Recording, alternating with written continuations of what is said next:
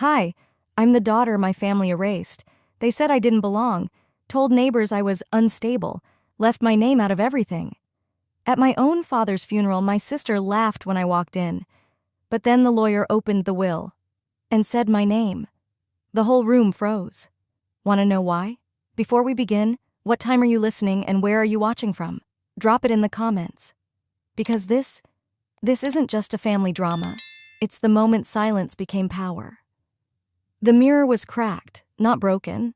That's how I felt too, looking at myself in the bathroom of a roadside motel that smelled faintly of mildew and long-forgotten dreams. The fluorescent light overhead flickered as I traced the reflection of a wrinkle near my eye, wondering how it got there. How many years of silence, of holding things in, carved that line? I remembered being 5, clutching my teddy bear, crying over a scraped knee. My father wiped my tears and said softly, "You're my brave girl." I'd believed him, back then. The funeral home sat on the edge of town, all beige brick and manicured hedges, like grief could be boxed up and made polite. I stepped inside, and the temperature seemed to drop 10 degrees. Heads turned, then turned away. A cousin coughed into her sleeve and avoided eye contact. My mother froze mid-conversation, her spine going rigid like a board. And then came Callista. She didn't just smile, she smirked. "Oh, you came," she said, her tone so sugary it stung. She looked flawless, of course. That perfect chignon, that designer dress in a shade of navy that cost more than my car's transmission. I didn't answer. I just nodded, walked quietly past rows of floral arrangements, and took a seat in the back, where the forgotten people sat. I noticed the pews had been reshuffled since my last time here, back when I was still Odessa, the good daughter. Before I opened my mouth, before everything changed. 3 years ago, I found tax documents with my name on them. Documents I never signed. Accounts I never opened. Money I never touched. My father had used my social security number to shift funds from the family business. I confronted him in his study, shaking but determined. He didn't deny it. Instead, he stared at me like I was something he'd scraped off his shoe. "You'll ruin this family," he hissed. "You want us to be audited, to lose everything?" I said I wouldn't lie for him, that I wouldn't go down with the ship. That night, my bags were on the porch before I even finished dinner. Callista had already set the stage. She told anyone who'd listen that I'd been struggling, that I'd seen a therapist once in college. She called it a pattern of instability. Suddenly, I wasn't the daughter with a spine. I was the unhinged one, the black sheep, the drama queen. Back in the chapel, she passed me holding the folded paper that was clearly her eulogy. She paused just long enough to whisper, "Try not to embarrass yourself." I didn't look up. I didn't need to. I knew that tone, that smugness. That way she relished being the center of attention. If you've ever been erased from your own family, I thought, you know how loud silence can be. It echoes in the spaces you used to fill, in the names that aren't called, in the chairs no one saves for you. The casket stood beneath a window that let in a sliver of pale morning light. Next to it, on a small velvet-draped table, was a mahogany pen with a gold tip. My father's. He used to say, "Only sign what's worth remembering." I stared at it longer than I meant to. Funny what people choose to preserve. Then, just as the minister cleared his throat and Callista prepared to rise, a man in a charcoal suit stepped forward from the corner of the room. He held a folded paper in his hand and spoke with the careful tone of someone used to delivering bad news. "Before we continue," he said, "there is a letter to be read aloud, addressed to Odessa." Gasps whispered through the pews like wind through dry leaves. I felt 20 pairs of eyes snap toward me, and not one of them was kind. I felt every gaze in the room snap toward me, none of them kind, not even curious, just cold. And then the lawyer unfolded the letter, clearing his throat as if he was about to deliver a verdict. His voice was steady, but each word sliced through the air like glass. "To my daughter Odessa, if she dares show her face." A collective gasp cut through the chapel. A few relatives leaned forward as if they hadn't already devoured every whisper about me over the years. I didn't flinch, but my fists curled inside my lap, nails biting into skin. Callista turned halfway in her seat, lips twitching in amusement. She didn't bother hiding it. Of course she didn't. I want the truth remembered, the letter continued. Odessa betrayed this family in our most difficult hour. When I needed support, when we were under scrutiny, she ran. She chose outsiders over blood. She turned her back on me during the IRS inquiry and then vanished, leaving shame in her place. I didn't hear the rest right away. My ears were buzzing. I blinked once, then again, trying to process the wave of humiliation. People were whispering now, barely, because why bother hiding what they thought they already knew? Betrayed the family? I let out a slow breath. No. I remembered exactly what happened. I didn't betray anyone. I told the truth. Funny how they always call it betrayal when you stop covering for them. I'd been the one who discovered the inconsistencies, unreported income, shady shell transactions, all linked to the family business. It wasn't even accidental. He'd used my name, my accounts, to make it harder to trace. When I asked him why, he said flat out, "You don't understand how things work, Odessa. Just sign." I didn't, so he rewrote the story. He claimed I was unstable, told my mother I had been spiraling for years, showed her an old therapy bill from college, something I'd gone through after a breakup, as if it were proof I was incapable of reason. He said I was emotional, overreacting. He said I needed help, and she believed him, or maybe she wanted to. "You can't keep coming between us," she told me that day. "You're not well, and he's trying to protect the family." That night, the locks on the front door were changed. I lost my job a week later. The firm said they didn't want to be connected to an IRS investigation. My name had made the local paper in the vaguest of terms, enough to cast doubt, not enough to prove anything. I left town with 2 suitcases, a drained savings account, and silence from every person I once called family. Now here I was, back in the same town, sitting in the back row while my father slandered me from beyond the grave. The only thing colder than the air in the chapel was the look in my mother's eyes. She met my gaze once, and it was like staring into glass. There was no flicker of recognition, no trace of a woman who once read me bedtime stories or taught me to tie my shoes. "It's like I never existed," I whispered. Aunt Rachel, who used to sneak me lemon drops in church, picked up her purse and shifted a seat away. The physical rejection stung more than I expected. I didn't blame her. The whole town had probably heard the version where I was the unstable daughter who wrecked everything for attention. I looked again at the casket and the table beside it, and froze. The mahogany pen was gone. It had been there when I walked in, lying beside the folded flag and framed photo. Now, just empty velvet. I swallowed hard, remembering his voice again, this time calm, not cruel. Never sign what you don't believe in. What did it mean? Had he changed something before he died? Did someone take the pen for a reason? The lawyer refolded the letter with a crisp finality, then looked back out at the crowd. A hush fell again. You could feel the judgment in the room thick as fog, but something in his expression shifted. His tone, too. "However," he said slowly, deliberately, "that's not the document I'm here to execute today." A murmur rustled through the pews. Callista turned sharply, brows knitting in confusion. My mother leaned slightly forward, her first visible reaction since I arrived. Something was off. Something had changed. A hush spread across the room like a winter draft. The lawyer placed the previously read letter aside and pulled out another envelope. Thicker, sealed with a crimson wax stamp. "This is the final legally binding will," he said calmly. "Signed, notarized, and submitted one day prior to Mr. Kent's passing." He opened it slowly. My heart pounded so loud I was sure people nearby could hear it. I braced for another public blow, but what came next didn't sting. It stunned. "Odessa Kent," he read, "is hereby named sole executor and beneficiary of my private account and restricted trust." The room exploded. I didn't move. My breathing leveled for the first time all morning, but I didn't smile, not even inside. I simply stared forward, letting the noise crash around me like ocean waves.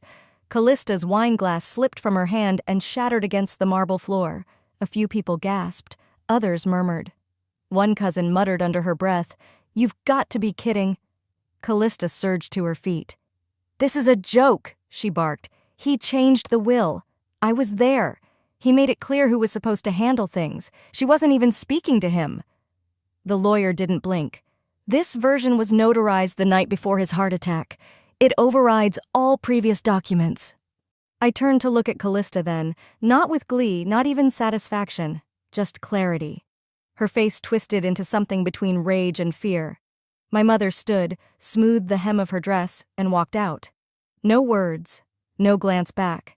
I heard the sharp click of her heels all the way down the hall until the double doors thudded shut. "She doesn't deserve it," someone mumbled behind me. I didn't bother turning around to see who. It didn't feel like victory. It felt like something colder, like standing alone on a road I'd begged to be let back onto, only to find the gates unlocked long after I'd stopped knocking. Needing air, I rose quietly and slipped into the hallway. The low murmur from inside faded as I put distance between us. The scent of lilies lingered, mixed with old wood and polish. My chest tightened, not from pride, from grief, a twisted kind. I leaned against the cool wall, eyes shut. The last time I spoke to him had been outside the hospital. He was sitting in the front seat of his truck, refusing to meet my eyes. I had tried, truly tried, to warn him. "You don't see it, do you?" I told him. "She's not helping you. She's using you." His hand stayed locked on the steering wheel. "She's family," he muttered. "You're just angry because she got what you didn't." He thought I was jealous of Callista's charm, her ease, her grip on him. "You'll regret this," I had whispered. "Not because of me, because the people you trust will ruin everything." He drove off without saying another word. The memory dragged my gaze downward, to the faint scar on my left wrist. A cruel souvenir from a night when everything had closed in too tight, a time when I believed I had no one, no voice, no future. I exhaled. No tears. Not anymore. "Miss Kent." I turned. A man in a gray suit stood a few feet away, a familiar uncertainty in his eyes. "I didn't mean to startle you," he added. "But I think you might not remember me." I studied him. He was in his mid-60s with thinning hair and a face that looked like it had spent years watching other people's storms from behind a desk. "I'm Tom Barrett. I was your father's attorney before everything. Before the scandal. Before the IRS. Before the lies swallowed me whole." "You're the one who helped set up the original trust," I said quietly. He gave a small nod. "And the one who warned him not to put so much control in your sister's hands. Why didn't you say anything when all this started?" His gaze dropped. "I tried, but he wouldn't listen. Callista made sure of that. After the audit, he didn't want to face what he'd done to you. But he never stopped watching. He asked about you often, through friends, sometimes through me." I didn't know what to say. "He was a complicated man," Tom added. "Too proud, too stubborn. But this, he meant this." He reached into his coat pocket and pulled out a small envelope, yellowed, hand-addressed, sealed carefully. "He gave this to me 2 weeks ago, told me, only if she comes." My fingers trembled as I took it, the weight of it, heavier than paper should be. "He wrote it himself?" I asked. Tom nodded once. Shaking hands, but yes, he did. I didn't open it immediately. I just stood there, breathing it in. A message from the one man who destroyed and defined me all at once. Then I peeled it open and gasped. Inside was something I hadn't seen in over a decade, my father's handwriting, shaking but unmistakable. The loops were still tight, the pressure uneven. I stepped outside the double doors again, this time to the far edge of the funeral home's covered walkway. The early sun had risen fully now, casting long shadows across the grass. My fingers trembled as I unfolded the letter. "Odessa, if you're reading this, then I suppose the end came before I had the courage to say any of it out loud." I blinked hard. "I know I failed you. Not just once, but in 1,000 quiet ways. You asked questions no one else did. That scared me. I mistook your courage for defiance, your truth for threat. I thought keeping the family whole meant keeping you outside it." Each word hit like a stone in water, rippling through everything I'd tried to bury. "Callista. She said you were unstable. Dangerous, even. I wanted to believe she was wrong, but part of me, maybe the cowardly part, believed her. It was easier than facing what I did to you. Easier than facing what I allowed her to become. My nails dug into the paper as my hands tightened. But if you're holding this now, maybe it means you came. Maybe it means you stood your ground after all these years. If so, take back what was always yours. And forgive me. If not for what I did, then for what I should have done. It wasn't an apology. Not really. But it was something I never expected. An acknowledgement. A glimmer of truth from a man who'd let lies fester in the silence between us. The wind shifted. I folded the letter carefully and tucked it into my coat pocket, near my chest, where it pressed against something deeper than bone. I found myself pulled into memory. It was 3 nights before he died. I'd heard from a nurse friend at Mercy General that he was in for cardiac monitoring. I'd gone straight from my shift, still in scrubs, heart in my throat. Callista met me in the corridor outside his room. Her hair was perfect, her perfume sharp. She didn't look surprised to see me. "He doesn't want to see you," she said, low and even, holding the visitor list like a weapon. "He asked me to keep you away, said you'd only cause a scene." I didn't argue. I didn't cry. I remember just nodding, backing away, heart sinking. I thought I had time. I thought maybe I'd come back the next morning and things would be different. I never got the chance. Back in the present, I stepped into the building again. The service room had thinned out. Most of the distant cousins and awkward neighbors had made polite exits. But the core circle lingered. Callista was holding court at the center, flanked by 2 aunts and a second cousin I barely recognized. Her voice was performative, laced with edge. She pressured Dad, clearly. He was medicated. I mean, what kind of person shows up after years of silence and walks away with the trust? Their heads bobbed in agreement. I walked past the front pews, past the lingering scent of lilies and wood polish, and placed the letter, folded neatly, on the serving table beside the memorial flowers. "I didn't pressure him," I said, loud enough for the nearby ears, but still steady. Callista's gaze snapped to the envelope. "What is that?" "His words," I replied, in ink, in his hand. She reached for it, but one of the aunts, Aunt Nadine, Dad's cousin, picked it up first. Her eyes scanned the signature at the bottom. "That's his writing," she murmured. Silence followed, thick and unsteady. A few people stepped back. Someone whispered, "He really wrote her." I didn't wait for the ripple effect. I turned and walked out. This time, I didn't need fresh air.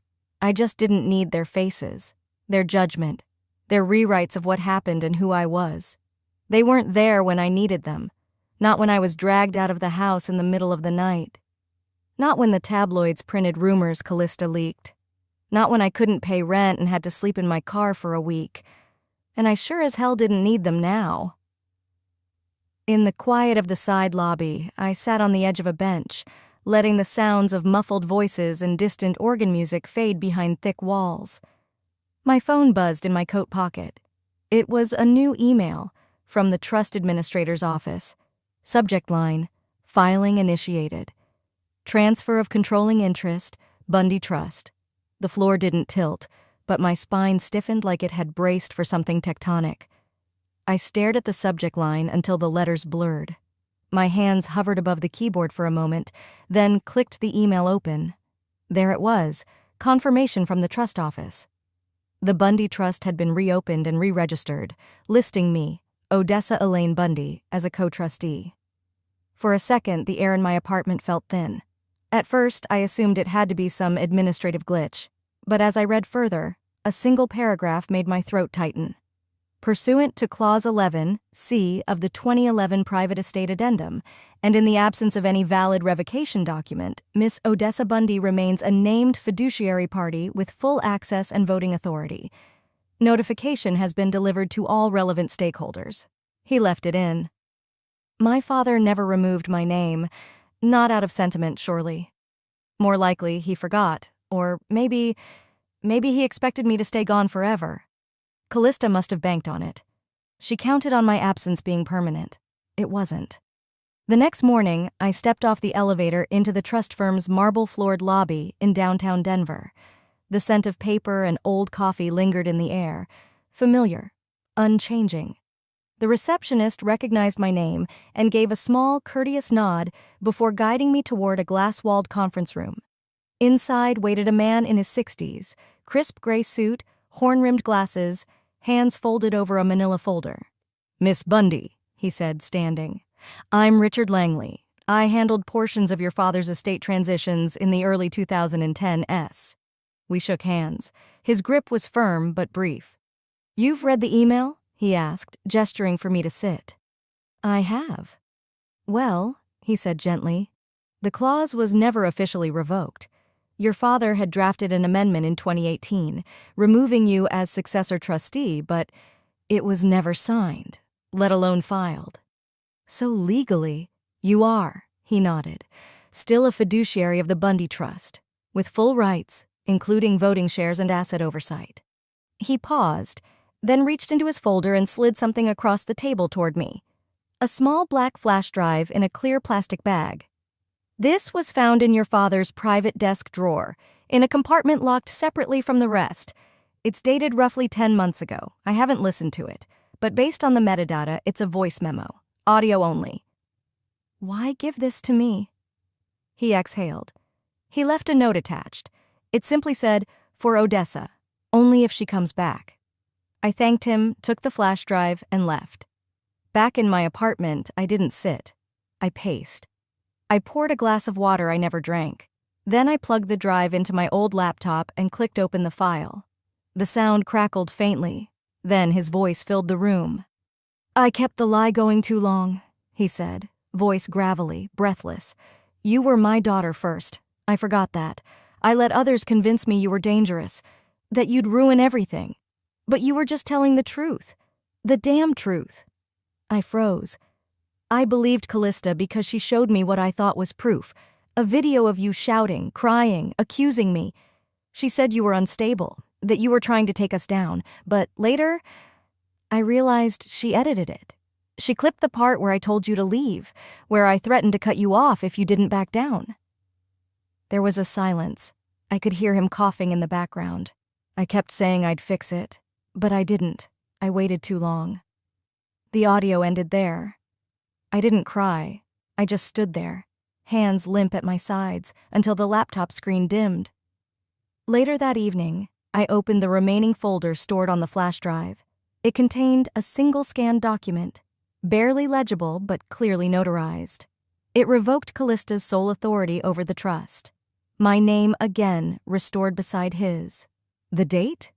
2 weeks before his heart gave out. He tried. He really tried. Too late to repair what was broken, but enough to leave cracks in the walls Callista had built.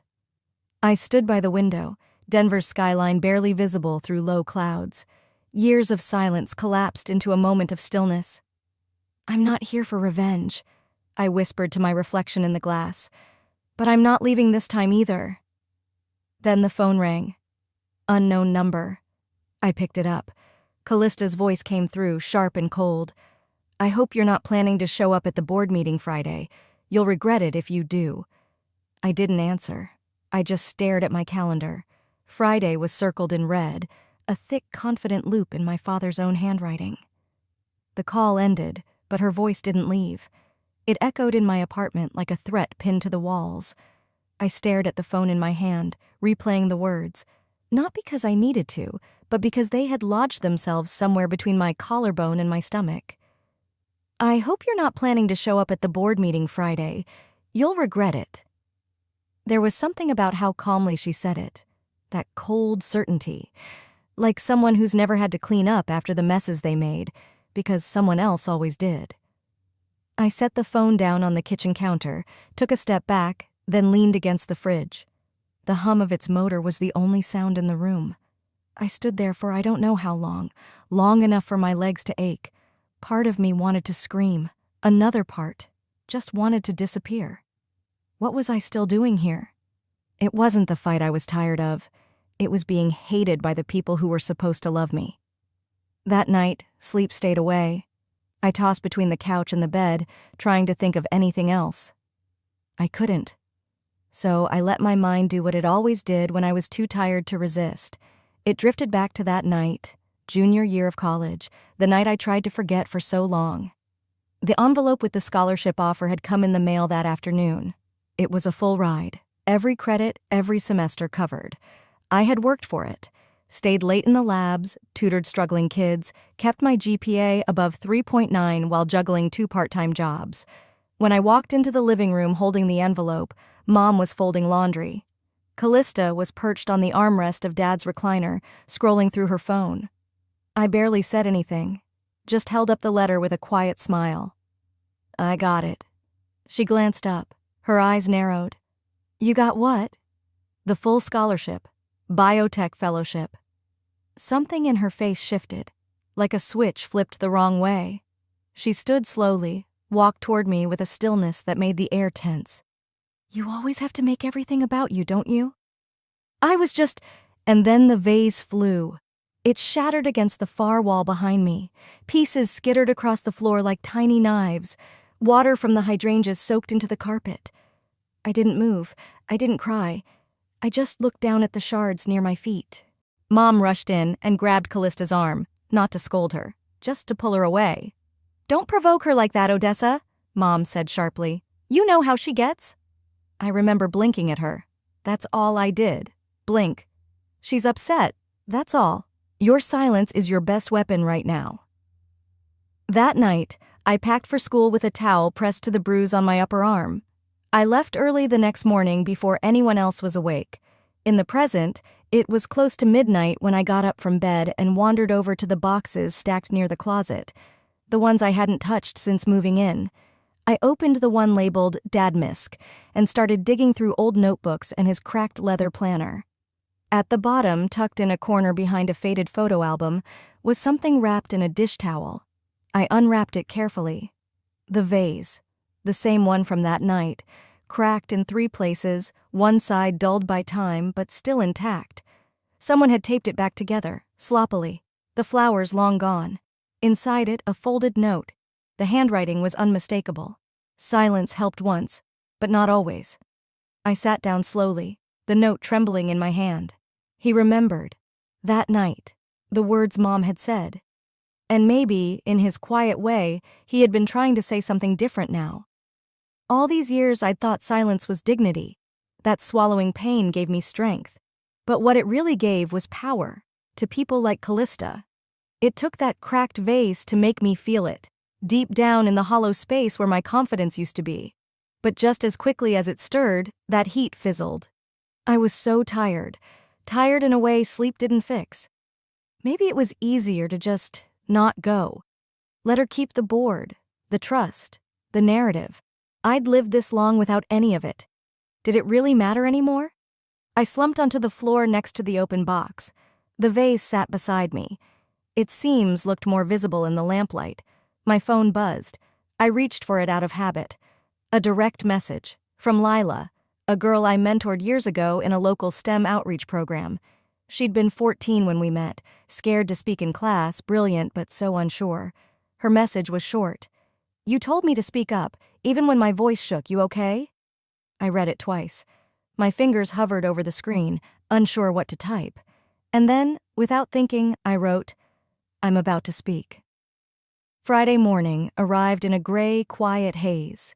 I rode the elevator to the 27th floor of Phoenix Bioworks, with my hands tucked into my coat pockets, and my heart deliberately slowed. I wasn't calm, but I was steady, and for me, that was enough. The door slid open with a soft chime, and I stepped into the glass-paneled lobby outside the boardroom. Inside, voices murmured, low, clipped, too polite to be genuine. As I entered the room, chairs shifted. Heads turned. Several board members blinked in confusion. One of the junior partners, Jalen, if I remembered correctly, whispered something to the woman beside him. I caught fragments. She's back? I thought she... Callista sat at the far end of the table, legs crossed, arms loose at her sides. She didn't look at me, but her fingers were drumming a quick, unsteady beat against the lacquered tabletop. I took the open seat directly across from her. Morning, I said to the room, calm, even. Callista's hand stilled. She cleared her throat. Let's proceed. I'll start with a clarification. She pulled out a folder, opened it, and slid a printed document to the center of the table. "This," she said, "is a signed resignation letter from Odessa Bundy, dated 3 years ago, relinquishing all operational and fiduciary responsibilities. For legal clarity, I've had it notarized last month." Someone nodded. Another adjusted his tie. I didn't reach for the paper. I didn't even look at it. Instead, I said, "Interesting. You didn't think I'd come." Callista's lips tightened just slightly. "You signed this. Are you denying that?" I said, still not touching the paper. "I'm saying let's watch the clip." I pulled a small flash drive from my bag and set it on the table, nudging it toward the AV port near the chairperson's laptop. The room went still. "I asked for permission to share this in advance," I added, eyes still on Callista. "HR has already reviewed it." The chair gave a small nod. "Proceed." The screen on the far wall blinked to life. For a second, static. Then, a clear view of the third-floor admin office. A week ago. Callista stood next to her assistant, Marcy. They were at the print station, laughing. Marcy clicked through documents on screen. Callista leaned in, tapped something. Then, a sheet printed. Callista picked it up, looked at it, smirked. The camera caught her saying, "Her signature's easy. I used to sign her parent-teacher notes in high school." Laughter. She pulled a pen from her purse and signed the bottom. Marcy scanned it back in. Silence fell over the boardroom. I didn't look at the screen. I'd seen it already. Too many times. What I watched was Callista. Her nails curled in against her palm. The color drained from her cheeks. For once, her mouth stayed shut. The chair leaned forward. "Is this?" One member, older, balding, leaned back with a sigh. "Is that even legal?" Another. "That's criminal." Callista finally broke her silence. "It was a joke. We didn't submit it. You can't prove—" "It was attached to the resignation file in the internal archive," I said, cutting in. "Timestamped with metadata.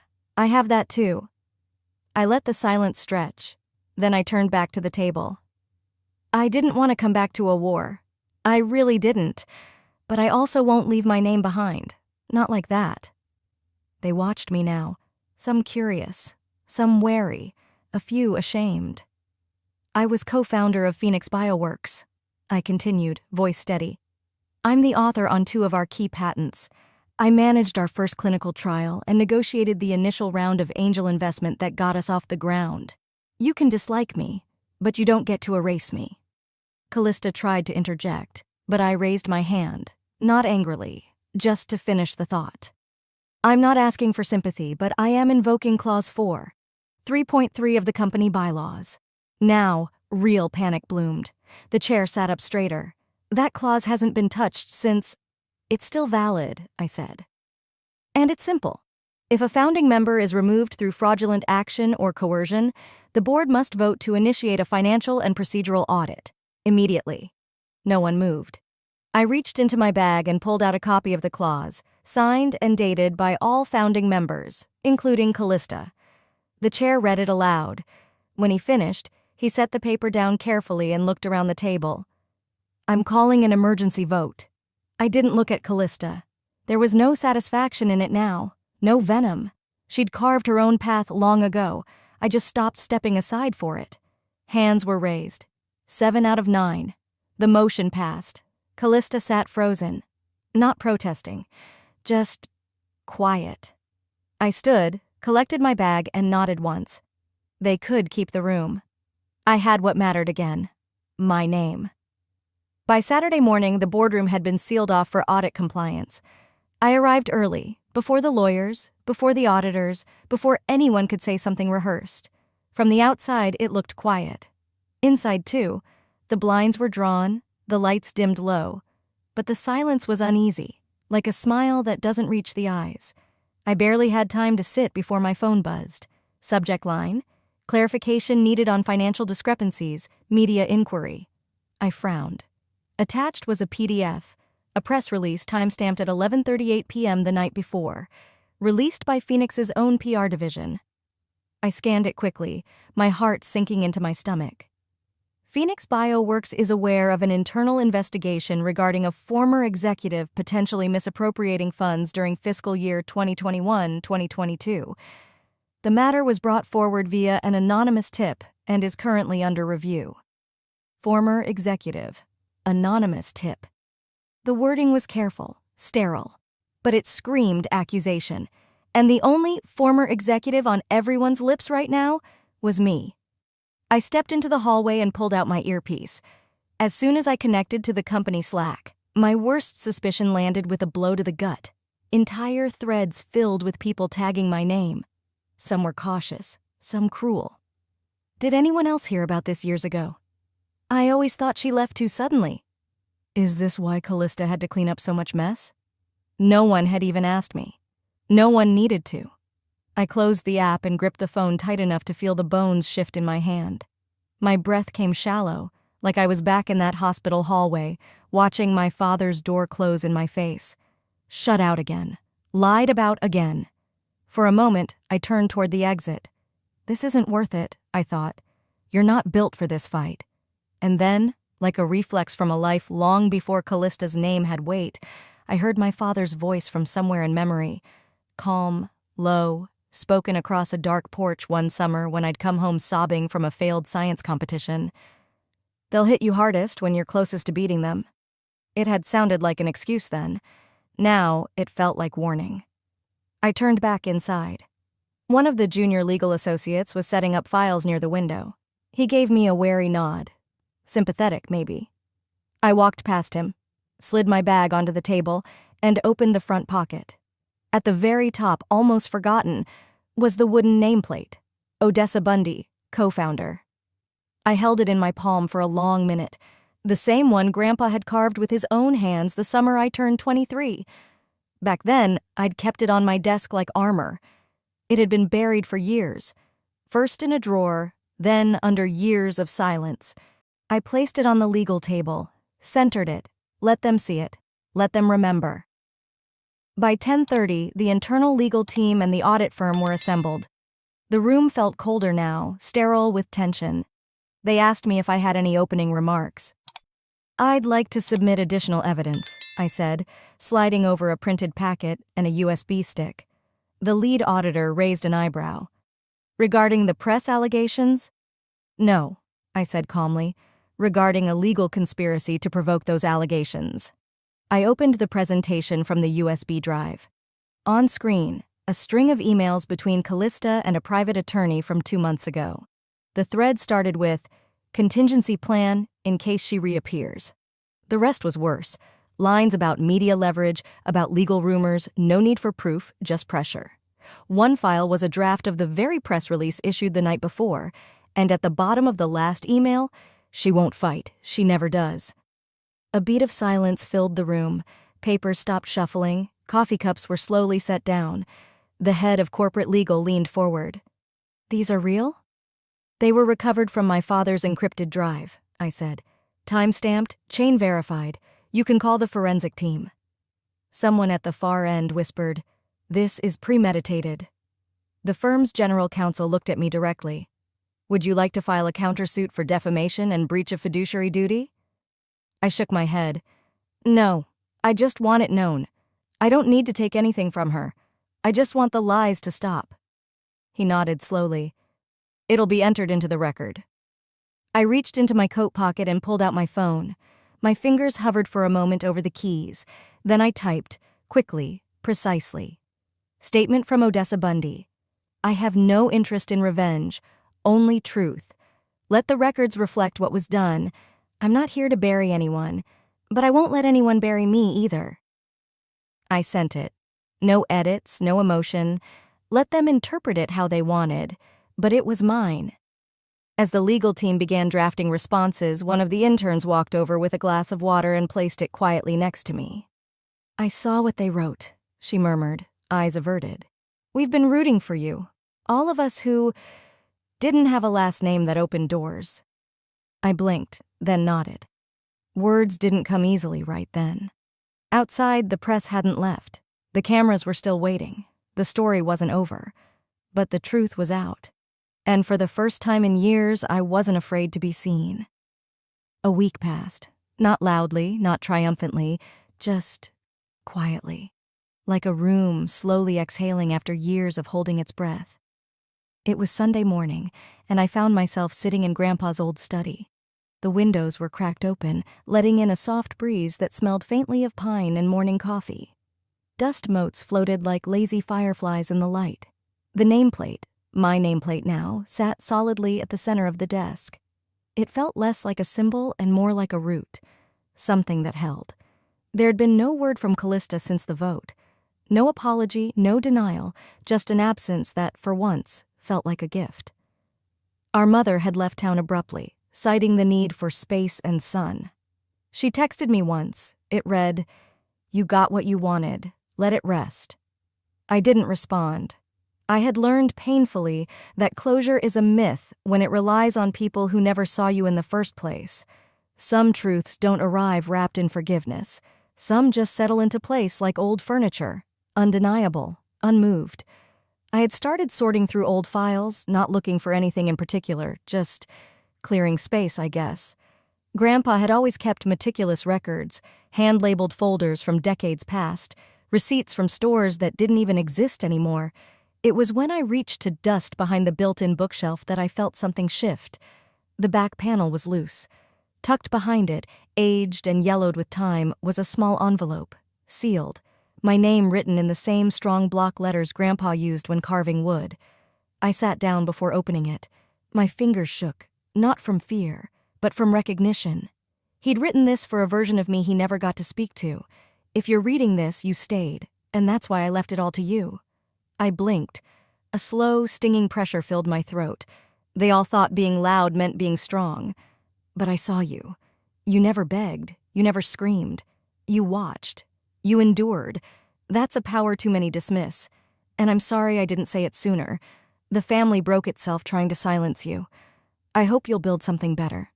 I didn't cry. Not right away. I folded the letter, pressed it flat, and tucked it inside the bottom drawer. Later that afternoon, I walked out to the backyard, mug in hand, still thinking about his words. The old garden chair, the one with the cracked slat, sat where it always had, half sunk into the earth. Years ago, it was where Grandpa used to sit and read or carve, sometimes both. I didn't want to toss it out, so I wheeled it into the garage and grabbed a few tools. A neighbor boy, Miles, around 10, full of curiosity and missing teeth, had been biking circles in his driveway. When he saw me sanding down the frame, he skidded to a stop and called out, "You building something?" "Fixing something," I said. "Can I help?" He held a steady grip on the chair leg while I reattached the wooden slat with fresh screws. I let him tighten the last one. The satisfaction on his face made me smile. "It yours?" he asked, running his hand along the smooth finish. "No," I said, "but it's ready for someone who needs it." That evening, I placed the restored chair under the oak tree. I didn't need to sit in it. It wasn't meant for me. It was a seat I'd make sure no one had to fight for again. By Monday, I had reopened an old domain name I used to own, quietseed.org. Years ago, I dreamed of creating a space for women with ideas but no backing. Life had gotten in the way. But now, the idea didn't feel so distant. I didn't post ads or launch a campaign. I just sent a few messages to women I'd met over the years, young, determined, under-resourced. We started with 3, then 5, then more. We'd meet at my house in the study. No stage, no pitches, just stories, honesty, kindness. One girl, barely out of high school, looked at me one afternoon and said, "You don't say much, but when you do, it feels like it matters." I didn't know what to say to that, so I just nodded and smiled. Because that felt more real than any corporate title ever had. The news stopped calling. The press moved on. Phoenix restructured quietly, as corporations always do. Callista was no longer listed on the board. She'd been transitioned. Her LinkedIn profile called it a sabbatical. Her silence, for once, was strategic. I wasn't looking to replace her, or anyone. I just wanted to stop apologizing for being the kind of woman who notices things, remembers things, doesn't need the last word, but knows when the silence is hers to break. Sometimes I sit at Grandpa's desk and run my fingers along the wood grain of the nameplate. It's just a piece of carved oak. But each groove reminds me. Someone saw me, even if only quietly, even if too late. I didn't win them back. I didn't need to. I won back myself. And this nameplate? It's just wood. But every time I sit here, I remember who refused to leave. And maybe that's what legacy really is.